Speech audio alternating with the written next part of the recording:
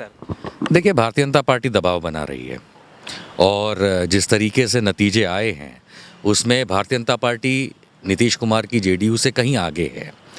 लेकिन pre poll alliance के तहत नीतीश कुमार को सीएम बनाना अनिवार्य था और जिस तरीके से मेवालाल जी खास करके मेवा खाए हैं, 2017 में उनके खिलाफ एफआईआर हुई है, करप्शन के चार्जेस हैं, भ्रष्टाचार के चार्जेस हैं, उसके बावजूद उनको मंत्री पद सौंप देना ये भी अपने आप में एक बड़ा सवाल है, क्योंकि भारतीय जनता पार्टी से बिना पूछे तो ये नहीं दिया गया होगा।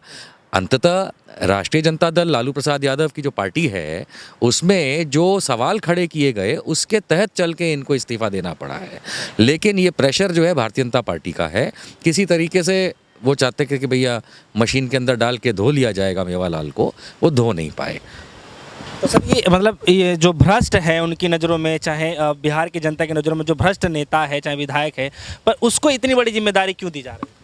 नहीं, वो दी इसीलिए जा रही थी क्योंकि जो भ्रष्ट होता है उसको, अगर आप भूल रहे हैं, अमित शाह कौन से बड़े साफ सुथरे हैं, वो बड़े भ्रष्ट नेता हैं। मोदी जी कौन से बड़े साफ सुथरे हैं, वो भी बड़े भ्रष्ट नेता हैं। जितना भ्रष्ट होता है इस इंसान इस राजनीतिक करियर में भारत में, उतना ऊंचा पद लेने की लालसा में वो लड़ता है। मेवालाल जी उन्हीं में से एक हैं और भारतीय जनता पार्टी और एनडीए जो टोटल है जेडीयू मिला करके, उसमें उनको वहाँ बिठाने का कुछ निर्णय लिया गया होगा। ऐसा तो है नहीं नीतीश जी रात को पे सोचा और सुबह उन्होंने मंत्री बना दिया।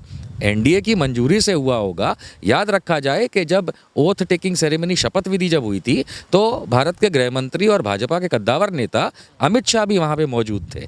तो अगर ये समझा जाएगा कि अमित शाह की मौजूदगी में अगर मेवालाल को मेवा मिलाने की कोशिश की गई थी, तो ये सब मिले हुए लोग हैं।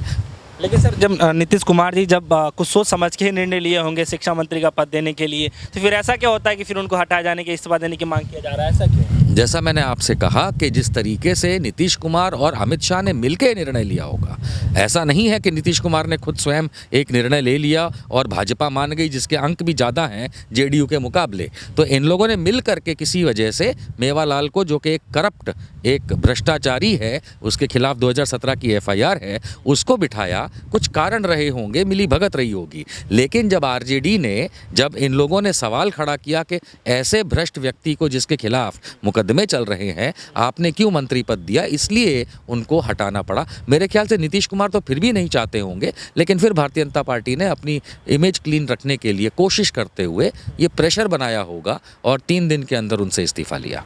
सर एक सवाल ये भी है कि बिहार चुनाव में सर जिस तरीके से माहौल देखा जा रहा था कि जो पूरी जनता है वो मतलब 10 लाख नौकरी का जो वादा कर रहे थे तेजस्वी यादव, उसके साथ पूरा जन आक्रोश मतलब था, साथ में समर्थन मिल रहे थे युवाओं का। लेकिन सर जब सवाल ये उठ रहा है कि जब नीतीश कुमार को 72 सीटों से ला करके महज 40-41 सीटों पर ला करके पटक दिया जनता ने, अब उसी जनता को नकारते हुए बीजेपी ने फिर से मंत्री पद दे दिया है नीतीश कुमार जी को। तो क्या आपको लगता है कि जो बिहार की जनता है अपने आप को मतलब गिल्टी महसूस कर रही होगी कि क्या से क्या मतलब हो गया फिर से? अब बिहार की जनता को धोखा खाने का अगर शौक है तो उसमें देखिए आप और हम क्या करेंगे।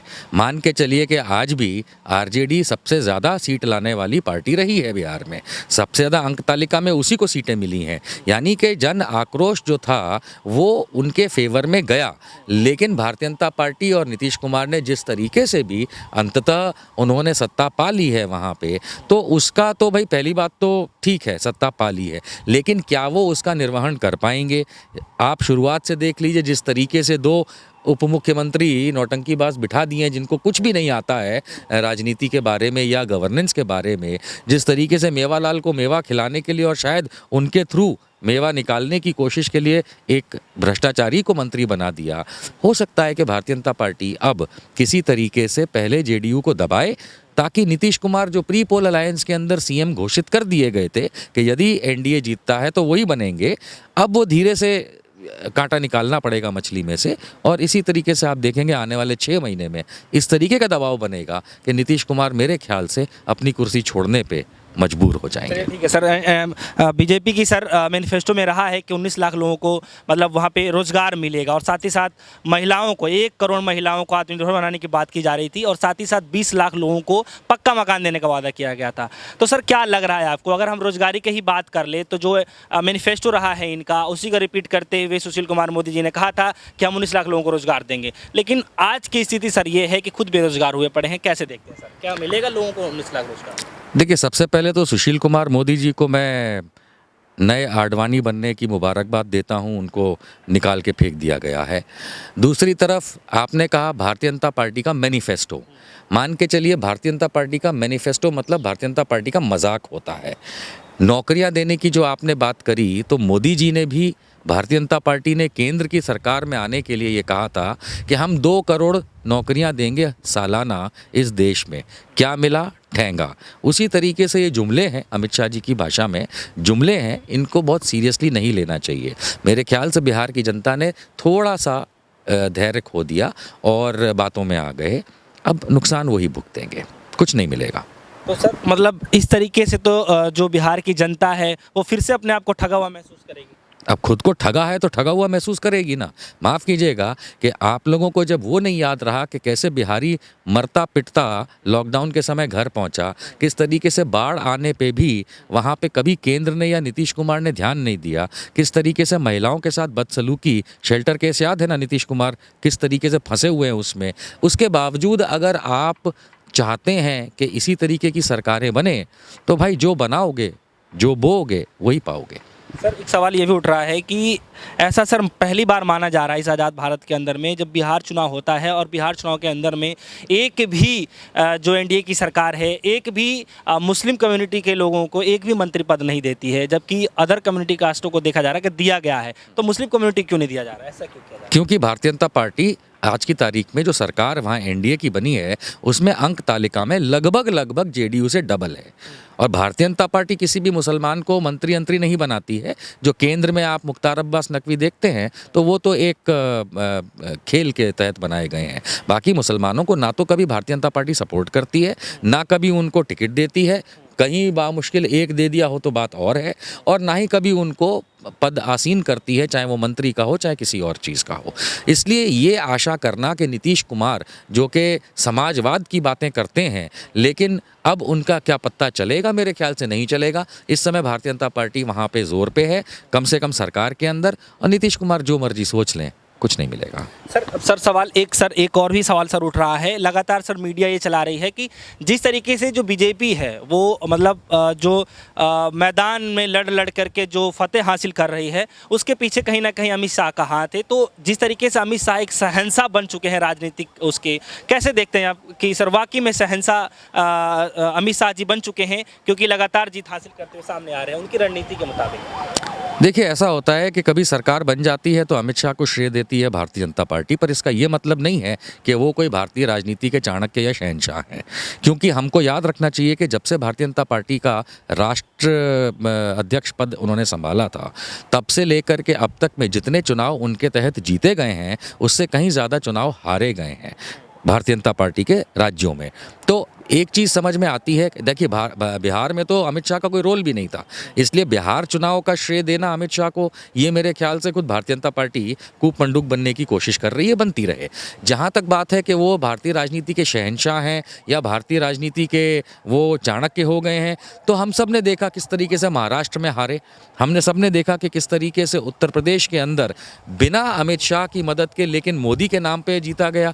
हमने सब ने देखा पंजाब में क्या हुआ, हमने देखा मध्य प्रदेश में, राजस्थान में, छत्तीसगढ़ में, कर्नाटक में। हमने इन राज्यों में देखा है कि अमित शाह जहां कहीं भी कांग्रेस और भारतीय जनता पार्टी की स्ट्रेट लड़ाई होती है, वहां पे अमित शाह का फैक्टर काम नहीं करता। लेकिन जब कभी भी दूसरे विपक्षी दलों की सरकारें गिरती हैं एंटी इनकम्बेंसी के चक्कर में, तो ये भारतीय जनता पार्टी अमित शाह को श्रेय देती है। मेरा मानना है कि भारतीय जनता पार्टी का यह अधिकार है कि वो अपनी पार्टी के अंदर किसी को भी श्रेय दें, लेकिन भारत की जनता को ये समझ में आता है कि श्रेय देना वो उनका इंटरनल मैटर है। लेकिन अमित शाह सबसे बड़े राजनीतिक फेलियर हैं, चाणक्य नहीं है। क्योंकि अगर उनमें दम होती, अगर उनमें चाणक्य बुद्धि होती, तो जहां कहीं भी भारतीय जनता पार्टी का कांग्रेस से सामना हुआ, उन राज्यों की असेंबली इलेक्शन में, इंक्लूडिंग गुजरात, कहाँ 127 सीटें जीतने वाले मोदी जी 2002 के, और उसके बाद 2017 में 99 सीटों पे सिमट गई भारतीय जनता पार्टी। तो ये चाणक्य का जो रोल है, ये इनके पार्टी के अंदर का खुशफहमी हो सकती है।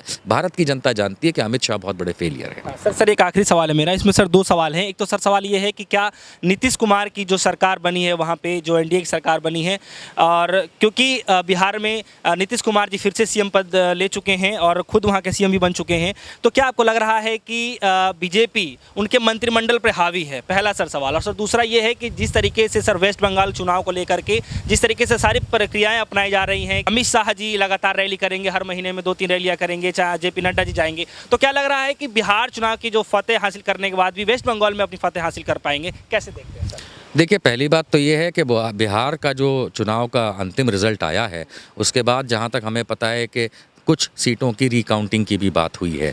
तो देखी तो हमने फडणवीस की भी 2 रात की सरकार थी जो गिरी थी।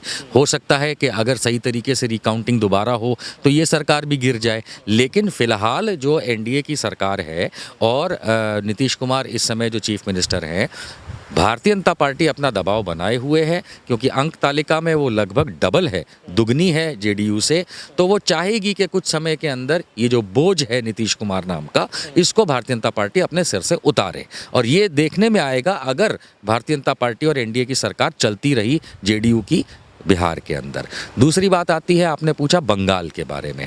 देखिए, बंगाल में जब 2019 में हमने जनरल इलेक्शन, लोकसभा इलेक्शन देखे थे, तो मेरा अपना एक अनुमान है और मैंने पता भी किया था कि जो लेफ़्ट पार्टीज़ हैं वहाँ की, कम्युनिस्ट पार्टीज़ जो हैं, उनका जो सेकेंड लाइन कैडर कहलाता है, यानी कि शीर्ष के नेतृत्व नहीं, नीचे के ब्लॉक लेवल के जो नेतृत्व था, उन्होंने भारतीय जनता पार्टी का साथ दिया था और अपने वोट बीजेपी को दिलवा करके उन्हें वहाँ पे सीटें दिलवाई थी। अंततः ये हुआ कि बिहार के बंगाल के अंदर भारतीय जनता पार्टी ने स्कोर किया, अच्छा नंबर लाया लोकसभा इलेक्शन 2019 में। लेकिन इस समय अपने खुद के अस्तित्व की लड़ाई पे ये कम्युनिस्ट पार्टियां आ गई हैं, क्योंकि लोकसभा इलेक्शन में तो जो मर्जी हुआ हो, विधानसभा इलेक्शन जब बंगाल के होंगे आने वाले साल में जल्द ही, तो उसके अंदर लेफ्ट पार्टियों को अपना वापस रुतबा और दबदबा खड़ा करना है। तो अब वो भारतीय जनता पार्टी को मदद नहीं करने वाले हैं। मान के चलिए कि उनके मेंबर ऑफ पार्लियामेंट ज़रूर हैं, सांसद ज़रूर हैं, लेकिन नीचे के कैडर में लोग नहीं हैं। इस वजह से अमित शाह इन बीमारी के हालातों में भी, और जेपी नड्डा, जिनको राजनीति का मुझे नहीं लगता कि कोई भी दांव चलना आता है, उनको अब ये सारा टाइम बंगाल की तरफ इसलिए लगाना पड़ेगा कि लगभग इतनी सारी जो सीटें लोकसभा में जीती, अब उसका कहीं ऐसा आईना ना दिखे कि विधानसभा में बहुत करारी मात मिले। इसलिए कोशिश तो वो करेंगे, लेकिन सक्सेसफुल नहीं होंगे। बहुत बहुत धन्यवाद।